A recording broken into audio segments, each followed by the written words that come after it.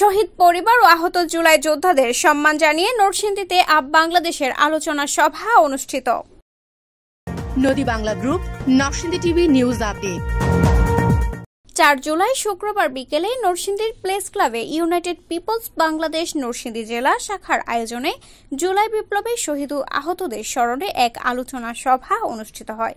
উক্ত সভায় আপ বাংলাদেশের নরসিংদী জেলা সংগঠক রুহুল আমিন ফয়সালের সভাপতিত্বে এমএইচ মুহসিনের সঞ্চালনায় প্রধান অতিথি হিসেবে উপস্থিত থেকে বক্তব্য রাখেন আপ বাংলাদেশের সদস্য সচিব আরিফিন মোহাম্মদ হিজবুল্লাহ। এটা বাংলাদেশের মানুষের জন্য এবং এই গণ অভ্যুত্থানে অংশগ্রহণকারী লক্ষ লক্ষ জুলাই যোদ্ধার জন্য অত্যন্ত অপমানজনক যে গণ অভ্যুত্থানের পরেও এই সরকার আজকে পর্যন্ত জুলাইয়ের ঘোষণাপত্র এবং জুলাইয়ের সনদ দিতে পারে না।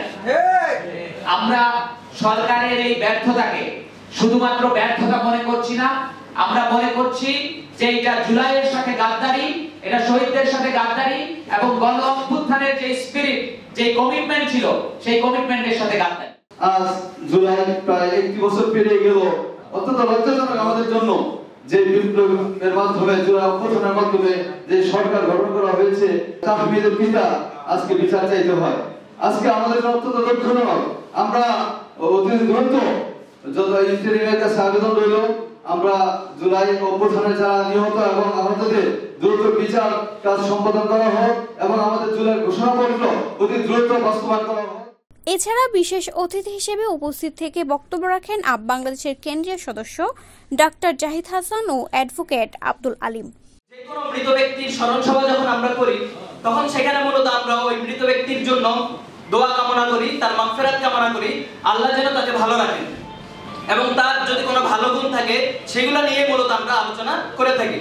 এটাই স্বাভাবিক নিয়ম। কিন্তু যখন কোনো আন্দোলনের জন্য, কোনো দেশমাতৃকার জন্য, ধর্মের জন্য যেই কোনো পরিস্থিতিতে যখন কেউ শাহাদাত বরণ করে তখন তার শাহাদাতকে যখন আমরা স্মরণ করি তখন শুধুমাত্র তার ওই একটি ঘটনাকে মনে রেখে নয়, বরং আমাদের দ্বিতীয় আরেকটি ঘটনাকে স্মরণ করতে হয়। সেটা হচ্ছে যে আদর্শকে সামনে রেখে, যে উদ্দেশ্যকে সামনে রেখে, যে আকাঙ্ক্ষাকে সামনে রেখে এই মানুষগুলা বুকে টাকা রক্ত দিয়ে 20 জেলা রাজপথ রঞ্জিত করেছে, সেই আকাঙ্ক্ষাগুলোকে আমরা বাস্তবায়নের পথে আছি কিনা অথবা আমরা বাস্তবায়ন করতে পেরেছি কিনা সে আত্মসমালোচনার জায়গাও আমাদেরকে করতে হবে এই আলোচনা সভার মাধ্যমে, ঠিক কিনা?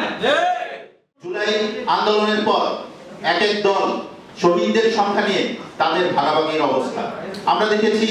বিএনপি তাদের একটা অংশকে নিয়ে নিয়েছে, জামাত, শিবির বা অন্যান্য যারা আছে তারা তাদের অংশ নিয়ে নিয়েছে।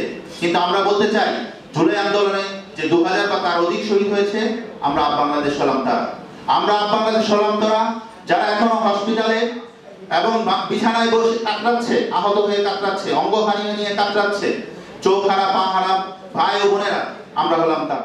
জুলাই গণঅভ্যুত্থানে শহীদ হওয়া তাহমিদের বাবা বলেন, শহীদ ও আহতের পরিবার বিচার ছাড়া নির্বাচন চায় না। এটা আমাদের শহীদ পরিবারের দাবি, আহতদের দাবি, যারা হাসপাতালে কাতরাচ্ছে তাদেরও দাবি। সারা বাংলাদেশে যে সমস্ত শহীদ পরিবার আছে, আহত পরিবার আছে, আহত যোদ্ধারা আছে, তাদের বিচার আগে, তাদের বিচার একটাই আমাদের শহীদ পরিবার থেকে পক্ষ থেকে এটাই দাবি, বিচার যেন আগে হয় এবং নির্বাচন যেন একটা সুষ্ঠু অবাধ নির্বাচন হয় এবং আল্লাহ তাআলা যেন অত্যাচারী জালেম পাশাপ থেকে আল্লাহ তাআলা বাংলাদেশকে হেফাজত করেন। এছাড়াও উক্ত সভায় আপ বাংলাদেশ জেলা ও উপজেলা পর্যায়ে নেতাকর্মীরাও উপস্থিত ছিলেন। সবশেষে জুলাই শহীদদের পূর্ণাঙ্গ তালিকা প্রকাশ, জুলাই ঘোষণাপত্র এবং জুলাই সনদের দাবি জানিয়ে সকল শহীদ বিপ্লবীদের শ্রদ্ধা জানিয়ে দোয়া করা হয়। আর নয় ভাড়া বাড়ি, এবার ভাড়ার টাকায় নিজের বাড়ি, নগদ অথবা কিস্তিতে বুকিং দিয়ে আপনিও হতে পারেন একটি ফ্ল্যাটের গর্বিত মালিক। নদী বাংলা গ্রুপ, সঠিক নির্মাণে অঙ্গীকারাবদ্ধ। রিপোর্ট দীপ্ত দাস, নরসিংদী টিভি।